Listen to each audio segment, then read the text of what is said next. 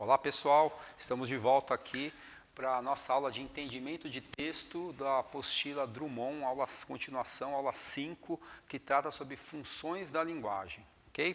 Vocês devem lembrar do vídeo anterior que a gente falou dos elementos da comunicação, que é um conceito, como eu disse, fundamental, é pré-requisito para a gente entender quais são as funções da linguagem. Certo? O que eu fiz aqui? Eu coloquei numa lousa que replica a mesma estrutura dos elementos da comunicação, só que eu mudei os nomes, no lugar dos elementos da comunicação, coloquei as funções da linguagem que a gente vai estudar, e aqui onde está com ponto de interrogação é assunto do próximo vídeo, da próxima aula. Tá? Então, o objetivo da aula de agora, este vídeo, é trabalhar com essas três funções. Na próxima aula, a gente completa esse quadro. Beleza? Então, agora a gente tem que fazer a transição do que são elementos da comunicação que vimos no vídeo anterior para funções da linguagem. Muito bem, o que acontece? Um grande linguista do século XX, um dos maiores linguistas da história, Homo Jacobson, criou esse conceito de funções da linguagem. O que seriam as funções da linguagem? Vejam só, a linguagem ela não é simplesmente, ela não tem a única finalidade, a única função que é transmitir informação. Não, a linguagem pode ser usada para outras finalidades. Né? É justamente essas finalidades para as quais a linguagem é usada que a gente chama de funções da linguagem. E segundo o Homo Jacobson, esse teórico, existem 6 funções da linguagem. E para eu determinar qual é a função da linguagem predominante em um determinado texto, eu tenho que olhar para os elementos da comunicação que a gente viu no vídeo anterior, certo? Então, vamos resgatar. Todo o processo de comunicação verbal exige a presença daqueles 6 elementos. Emissor, mensagem, receptor, referente, o assunto, canal e código. Todo ato de comunicação tem que ter os 6 presentes. Se eu não tiver um dos 6, eu não tenho comunicação. Acontece que cada ato comunicativo, dependendo da situação, vai enfatizar um desses 6 elementos. Então, os 6 têm que estar presentes, mas um deles, pelo menos um, acaba recebendo maior destaque. Dependendo daquele elemento da comunicação que recebe maior destaque naquele ato comunicativo, eu tenho uma função da linguagem diferente. Então, vamos lá. Quando o elemento da comunicação que se destaca num ato comunicativo é o emissor, eu tenho uma função da linguagem. Quando a mensagem é outra função da linguagem. Quando é o receptor, é outra.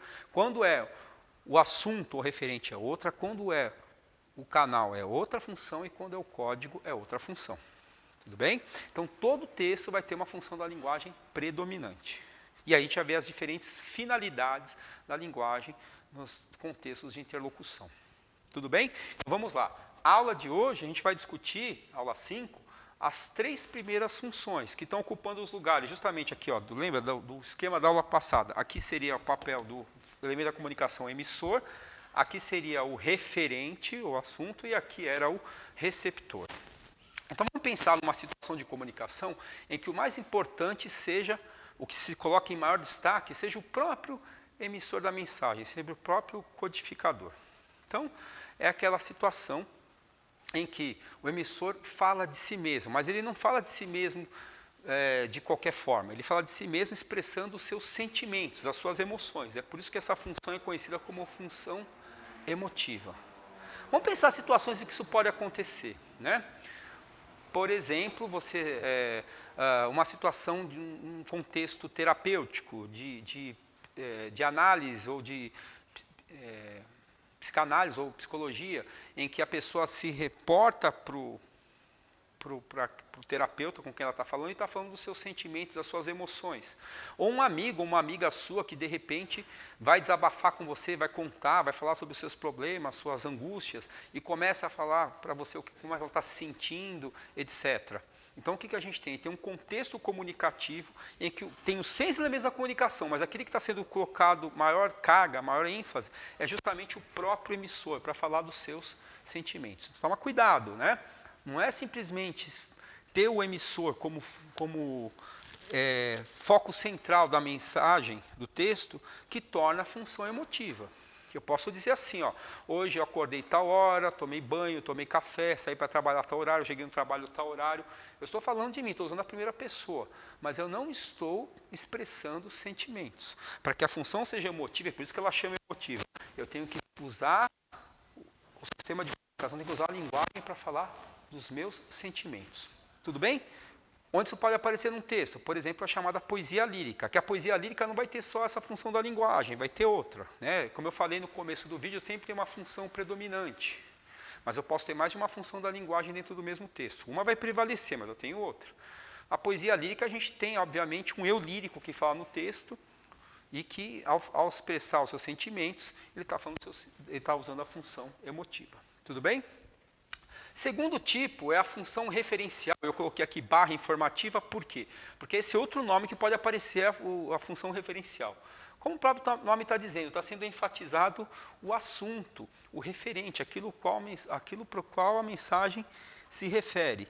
Aqui são os textos de gênero informativo, notícia, a gente tem aqui os textos de caráter de gênero injuntivo, que são aqueles textos informativos que têm a finalidade de ensinar alguém a manusear um determinado objeto, um manual de instrução, um tutorial de um aplicativo, por exemplo, né?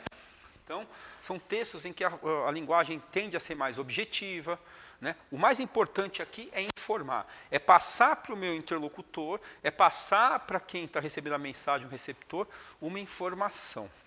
Ok? Esta função aqui está no lugar do receptor ou decodificador. É chamada função conativa ou apelativa. Então vamos lá, cuidado com função conativa, é diferente de sentido conotativo. São palavras muito parecidas, são parônimos, têm a forma muito parecida, mas têm significados completamente diferentes. Sentido conotativo é a mesma coisa que sentido figurado, sentido metafórico. Função conativa vem da palavra conação, que em psicologia quer dizer, é um termo técnico da psicologia que significa tudo aquilo que você faz para interferir no outro. E aqui aparece muito em vestibular, Enem e tal, por quê? Porque é justamente aqui que entra o texto publicitário, é aqui onde entra o texto da propaganda, é aquele texto que é construído com qual objetivo?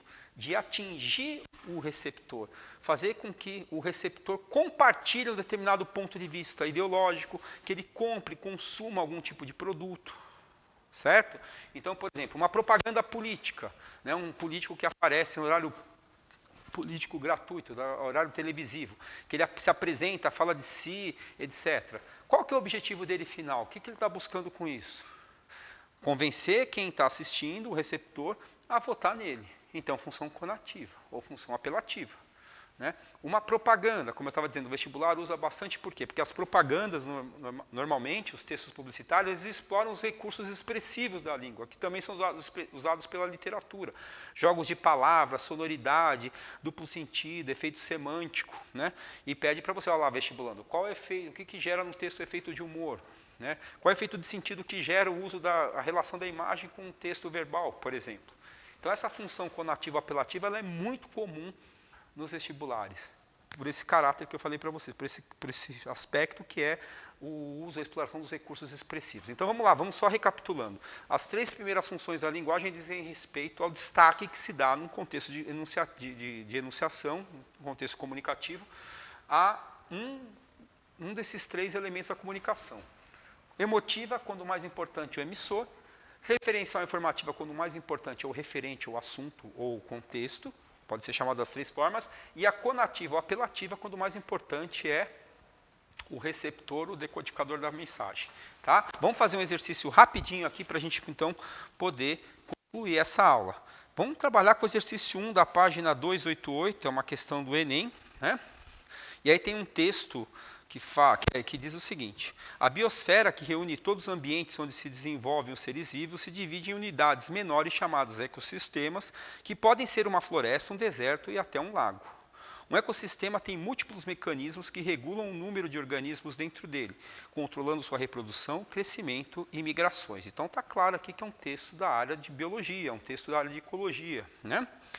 A pergunta é, predomina no texto são pontos. Vamos lá. Qual que é o mais importante desse texto?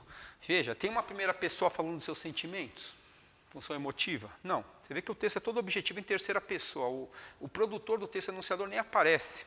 Sim? É um texto que está tentando convencer o leitor sobre alguma coisa, vender uma ideia, vender um produto, fazer uma propaganda. Na verdade, não. Né? É um texto muito mais de caráter informativo.